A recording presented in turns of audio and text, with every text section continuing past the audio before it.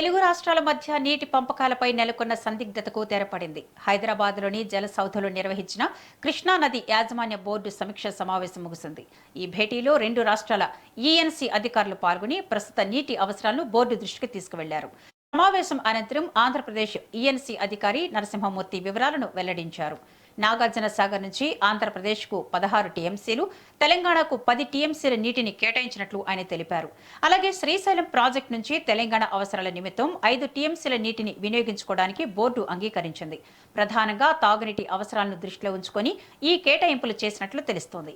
ఇక మిగిలిన నీటి నిల్వలు, ఇతర సాంకేతిక అంశాలపై చర్చించేందుకు మరోసారి కేఆర్ఎంబీ అధికారులు భేటీ అయ్యే అవకాశం ఉందని నరసింహమూర్తి స్పష్టం చేశారు. 10 టీఎంసీ ఆంధ్ర, 16 టీఎంసీలు Telangana, 5 TMC Telangana. Up to అంటే క్యాలిక్యులేషన్ ఆగస్ట్ 15th వరకు. ఆ డిస్కషన్ జరగలేదు.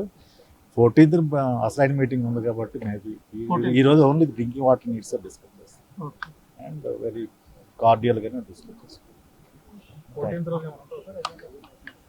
జనరల్ ఎజెండా అది ఆల్రెడీ కమ్యూనికేట్ చేశారు. ఆగస్ట్ 15th వరకు drinking water needs from now onwards.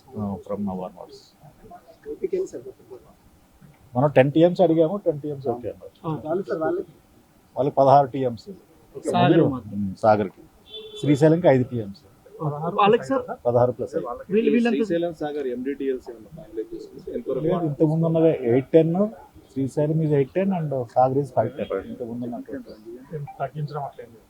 అవసరం రాలేదు, ఉన్నది అవైలబిలిటీ ఉంది కాబట్టి తగ్గింది.